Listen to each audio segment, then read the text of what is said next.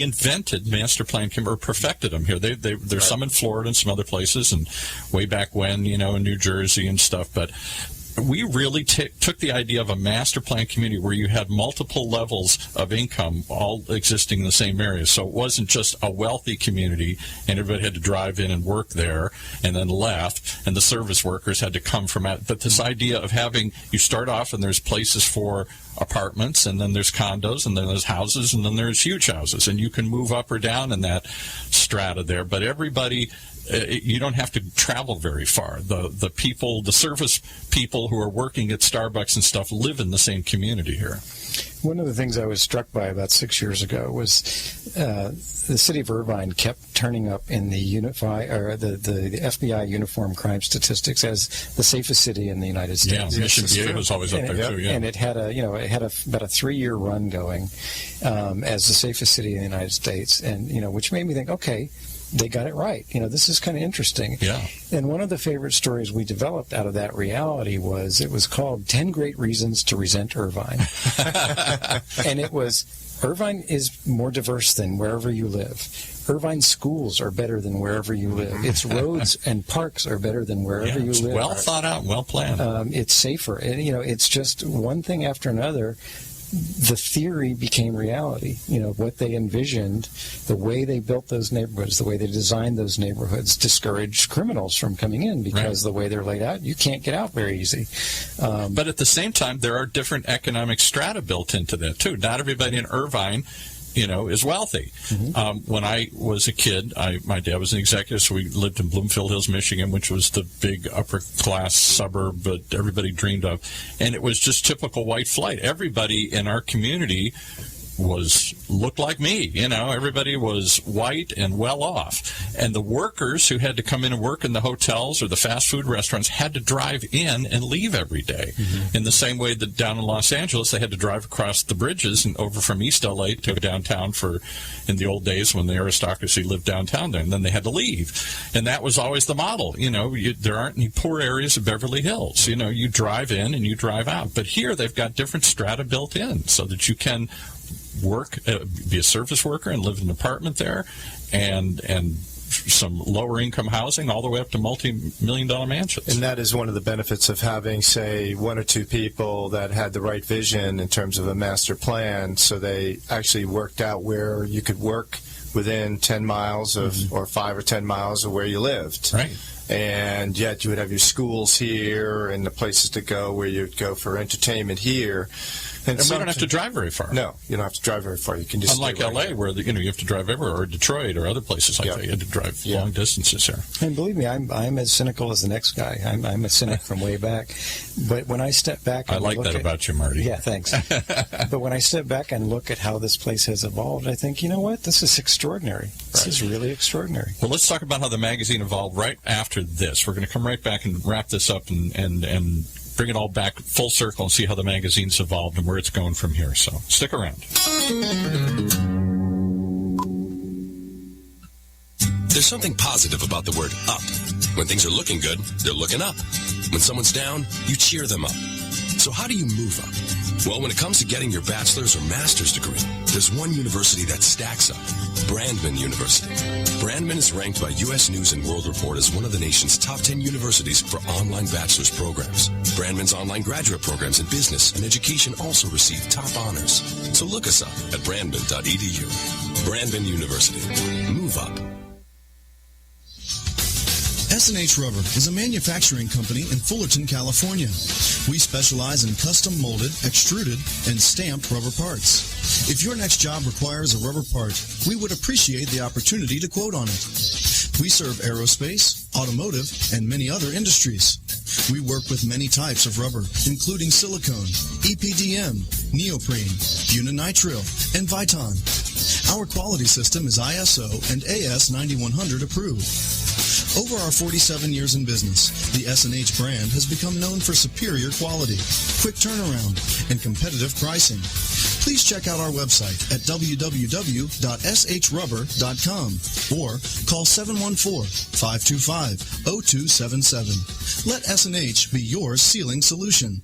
Imagine what it would feel like to lose everything. Your job, your home, your family, your dignity. This has happened to thousands of the men, women, veterans, and young adults we serve at Working Wardrobes. What do we do to help? We provide career development services, life skills workshops, job skills training. We provide the perfect interview outfit, and we get clients placed in jobs. Call Working Wardrobes, 714-210-2460. Donate, volunteer, invest, hire.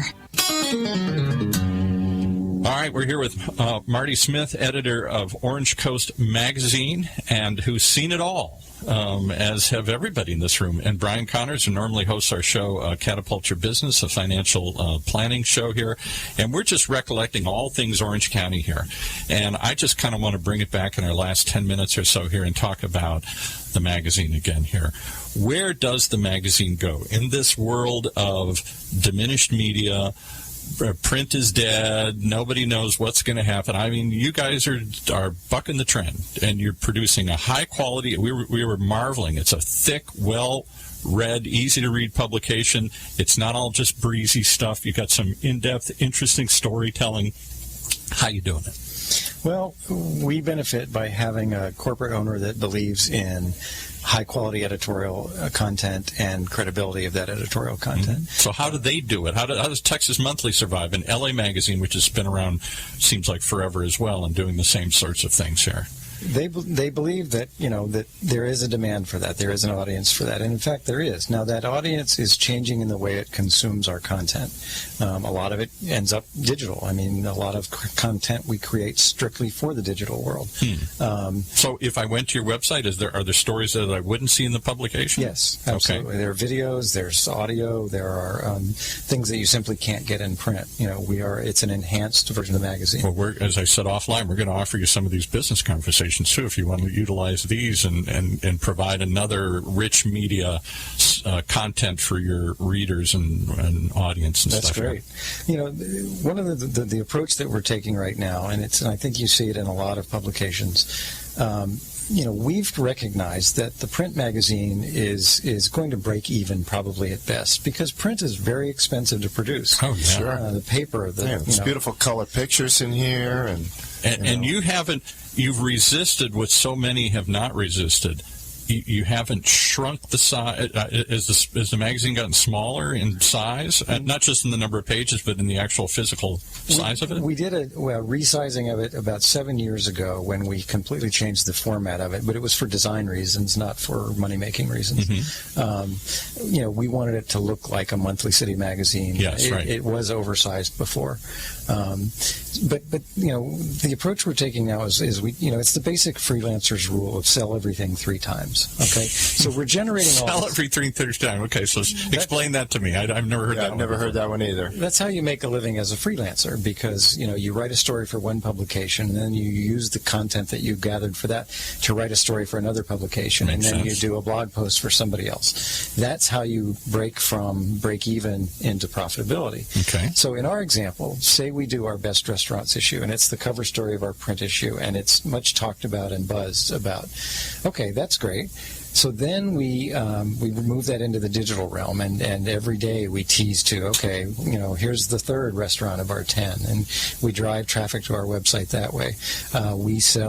We have a dining newsletter, an electronic dining newsletter that we sell sponsorships for. Do you want to be part of our dining audience? If so, Sub-Zero or one of the companies that caters to a dining crowd. Right. You want to be part of this because we reach a very rarefied audience of high-end foodies. You can reach them through us. So we sell it, digitally.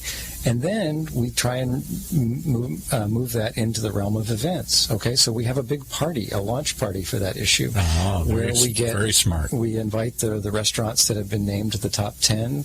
All the chefs show up. They have a cooking station. They prepare some little morsel to distribute. They meet our audience. We bring our audience directly to them. You've got to put us on your media list. I got to come to because I'm a real foodie, and I would love to come cover this stuff and talk about it. And that is so smart, because in the old days, a community publication had to get out and meet the community. I grew up doing radio. I did radio back east in Virginia and other places, and we used to do remotes. Every radio station did remotes. That was their bread and butter. You know, you went out to the Ford dealership and you did a live remote from there or something, and not only made money, but you got to meet the public, and they got to meet you, and you felt involved. They weren't just voices floating through the air here. I think radio stations got away from that as they got to syndicated content, and half of these are robotic stations now. There is nobody in the studio anymore here. And the same thing with publications, where they're just picking up Associated Press and other pieces from around the country. There is nobody in the newsroom anymore. I've been startled by, for example, our Best Restaurants event every year. The restaurants are, honored to be on the list. They are more than happy to cooperate and send staffers out to cook at this event. Sure, why not? To donate, the cost of it. We then can get liquor sponsors. We can get car sponsors. We can get people to help us underwrite the cost of staging it. Yeah. And then we can get, the people that want to be at that event and be part of it to pay for a ticket. Again, selling everything 3 times. That's how Amazing. These become the life support systems for the print product. And in the process, you create a community. You create these people feel attached to you. I don't know that I feel attached to KABC anymore here, radio or TV. I don't know that I feel any personal connection with them. But I sense that what you're doing is creating people who have more than just a readership. They feel a connection to the publication. And that was not just for readers, but advertisers. Yes. This is you talk about direct advertising. If you can bring your readership who is interested in fashion or food or whatever directly into a boutique or directly into a restaurant and say, hey, Wednesday night, everybody on our food list, our dining list, on our newsletter, we can send out an e-blast and sort of say, you know what, we're having an event on Wednesday night at this restaurant. It'll cost you $20, but it's 2 glasses of wine and hors d'oeuvres. What restaurant wouldn't like to have that kind of audience brought directly to their door? What a great business model. Yeah. So it makes sense. You found a way where it isn't just print, and that which is very expensive, as you said, particularly the way you guys do it, high gloss paper, high, good stock, good size, thick publication here. That's a very expensive way to publish something here, and not many people are still doing that. But you're saying that you take that content and reuse it on the web, and then you reuse it in live events, and it starts to pay for itself. And what makes all that possible is the credibility of that content. The idea that, this is not dining reviews that are paid for by the Yes, advertiser. I hate that. Yeah. When you can promise people that and follow through on that promise and deliver They trust to them. your publication then. Exactly. I was my only foray into written word was back in I guess the end of the 90s here. I got a gig through a roundabout way. I was a freelance restaurant writer for the Riverside Press Enterprise, and they used to give us the freedom to really write in-depth pieces, and of course they insisted that the paper pay for them so that we didn't go in there and get free meals or something here. And that lasted for a couple years, and then, that was just too expensive to do. And they changed the whole model. As you said, it was you run an ad and you get a little advertorial kind of thing here. And I just thought, what a shame, because we weren't trying to blast anybody, but we were trying to give an honest view of what was there. My view was always I wasn't trying to find what was wrong with it. I was trying to find what was right with it. Right. And so, each restaurant I'd try and say, this is what I like the best. I didn't necessarily like this, but this is what I really wanted to focus on, because I thought that people wanted to read about where they could go, not just telling them don't go there, if that makes sense. The fact is that our editorial space is so valuable. Why would you waste time telling people where not to go? Yes, right. Right. We look at everything that we review as a recommendation. If we're going to review it, it's passed the sniff test. We've been there 3 times. Right. We're convinced that it's worth recommending. Now, we may recommend it as a 1-star restaurant as opposed to a 4-star restaurant, but we do recommend it because they're doing something right there. Right. And if it's not worth reviewing, we just ignore it. It's interesting. I'm looking at the pub, Paul and Marty, and I'm thinking about them in a nice hotel, and this is sitting of on which my there are many, right, and this is sitting on my table, right. And I picked this up, and because of the beautiful color and, like you said, the glossy pages and the content, and then the whole thing, it feels like a resource to me. You know, that if I want to look up something about what's happening in Orange County, I see OC snaps. And then I see something about, you know, there's some story and history about what's going on. And I'm also seeing, what's happening in some of the educational aspects. And where do I go to eat? That's a whole other market to the whole visitors. We get a lot of Disneyland, and we're a big tourist destination here as well. I never thought of that, of driving those people to some place. Gives you an overview about what's going on in the county in multiple ways, which I think is pretty neat. I mean, you don't see that very often. So what's the publication cost? And I'm embarrassed to say I don't subscribe to it. I'm going to change that when we get done here. I'm going to subscribe to this. I got to get reacquainted with Orange County, Orange Coast Magazine. We appreciate the support. If you buy it on the newsstand, it's $4.95, and we do sell a third of our sales are newsstand sales. We're the only newsstand magazine. I was going to say, this isn't just a giveaway, folks. This isn't just the Orange County Weekly where they're throwing it out anywhere or something. Nothing wrong with Orange County Weekly, but it's a different kind of publication. Yeah. We sincerely believe that people are willing to pay for quality, and that's what we try to deliver them. Now, that said, you can get a year's subscription for $12. So, you know, why you would pay $40.95 every month on the newsstand, I'm not sure. Right. We appreciate them doing that, but there's a much easier and less expensive way to do it. And do you get digital content with that as well, or is that digital content free? Because that's one of the big problems we haven't really even addressed here is, you know, the traditional media